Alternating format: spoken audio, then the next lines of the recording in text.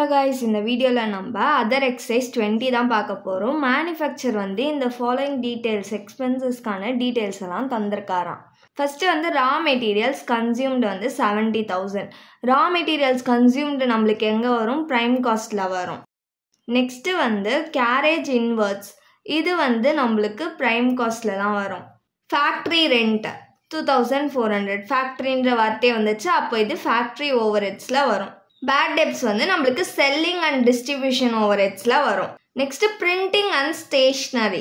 இது வந்து நம்மளுக்கு office overheadsல வரும். Next legal expenses. இதுவும் நம்மளுக்கு office overheadsல வரும். Carriage outwards. இது வந்து selling and distributionல வரும்.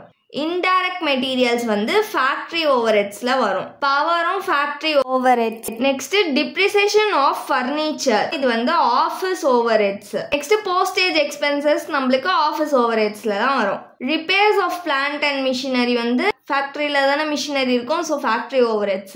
Salesman expenses selling and distribution overheadsல வரும். Advertisingம் selling and distribution overheads. Direct wages இது வந்து prime cost.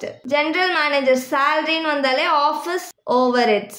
Next factory manager salary வந்து factoryன்னு கொடுத்திருக்காங்களா, அப்போ இது வந்து factory overheadsல வரும். Next depreciation on plant and machinery இதுவும் factory overheads தான்.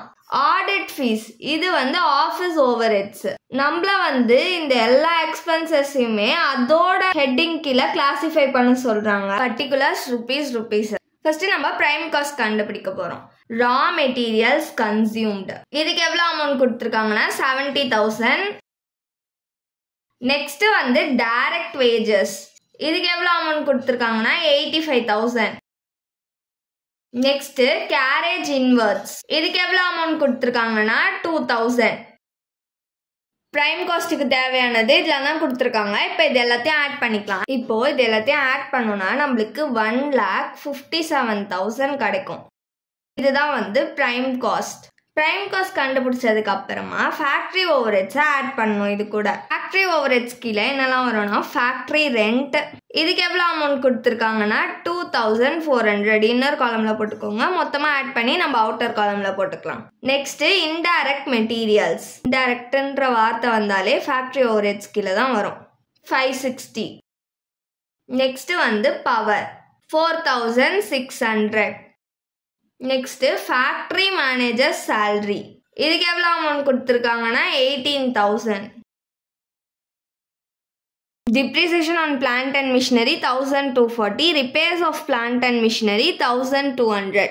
Plant and machinery வந்தாலே நம்மளுக்கு வந்து ஃபேக்டரி ஓவர்ஹெட்ஸ் கீழே தான் வரும். இப்போ இது எல்லாத்தையும் ஆட் பண்ணிக்கலாம். ஆட் பண்ணோம்னா நம்மளுக்கு 28,000 கிடைக்கும். அவுட்டர் காலம்ல நம்ம ஆட் பண்ணிக்கலாம். இதையும் ஆட் பண்ணோம்னா நம்மளுக்கு 1,85,000 கிடைக்கும். இதுதான் வந்து ஒர்க் காஸ்ட். இது கூட ஆஃபீஸ் ஓவர்ஹெட்ஸ் ஆட் பண்ணிக்க போறோம். ஆஃபீஸ் ஓவர்ஹெட்ஸ்ல என்னெல்லாம் வரும்னா பிரிண்டிங் அண்ட் ஸ்டேஷனரி இதுக்கு எவ்வளவு அமௌண்ட் கொடுத்துருக்காங்கன்னா 620 rupees. Next legal expenses 350 rupees. Legal expenses அதாச்சும் வந்து சட்டப்பூர்வமா ஏதாச்சும் எக்ஸ்பென்சஸ் தேவைப்படுச்சுன்னா அது ஆஃபீஸ்ல இருந்து தானே செலவு பண்ணுவாங்க, அதனால லீகல் எக்ஸ்பென்சஸ் வந்து ஆஃபீஸ் ஓவர்ஹெட்ஸ் கீழே வரும். நெக்ஸ்ட் டிப்ரிசியேஷன் ஆஃப் ஃபர்னிச்சர் ஆஃபீஸ்ல இருக்கும், ஸோ அதனால இது வந்து ஃபேக்டரி ஓவர்ஹெட்ஸ் கீழே வருது. இதுக்கு எவ்வளோ அமௌண்ட் கொடுத்துருக்காங்கன்னா 160 rupees. நெக்ஸ்ட் போஸ்டேஜ் எக்ஸ்பென்சஸ் இதுவும் ஆஃபீஸ்ல இருந்து தான் பண்ணுவாங்க, அதனால இது ஆஃபீஸ் ஓவர்ஹெட்ஸ் கீழே வருது. 465 rupees. நெக்ஸ்ட் வந்து ஜெனரல் மேனேஜர் சேலரி இதுக்கு எவ்வளோ அமௌண்ட் கொடுத்துருக்காங்கன்னா 36,000. நெக்ஸ்ட் ஆடிட் ஃபீஸ் இதுக்கு எவ்வளோ அமௌண்ட் கொடுத்துருக்காங்கன்னா 350. இப்போ ஆஃபீஸ் ஓவர்ஹெட்ஸ் எல்லாத்தையும் ஆட் பண்ணி அவுட்டர் காலம்ல போட்டுக்கலாம். ஆட் பண்ணோம்னா 37,945 rupees கிடைக்கும். நெக்ஸ்ட் அவுட்டர் காலம்ல ஆட் பண்ணிக்கலாம். ஆட் பண்ணோம்னா 2,22,945 rupees. இதுதான் வந்து காஸ்ட் ஆஃப் ப்ரொடக்ஷன். நெக்ஸ்ட் இது கூட plus selling and distribution overheads. இது கீழே என்னெல்லாம் வரும்னா பேட் டெப்ஸ் எவ்வளோ அமௌண்ட் கொடுத்துருக்காங்கன்னா 440 rupees.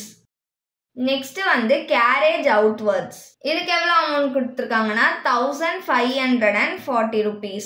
Next salesman expenses 3,400. Next advertising, இதுக்கு 500 கொடுத்துருக்காங்க.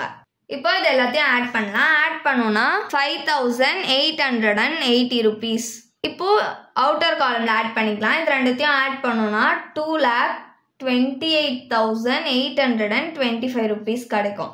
இதுதான் வந்து cost of sales. Factory overheads பொறுத்த வரைக்கும் ஃபேக்ட்ரியில் என்னென்ன எக்ஸ்பென்சஸ் ஆகுமோ அதுக்கு சம்மந்தப்பட்டது எல்லாமே வரும். ஆஃபீஸ் ஓவர் ஹெட்ஸ் கீழே ஆஃபீஸில் என்னென்ன எக்ஸ்பென்சஸ்லாம் நடக்குமோ அது எல்லாமே வரும்.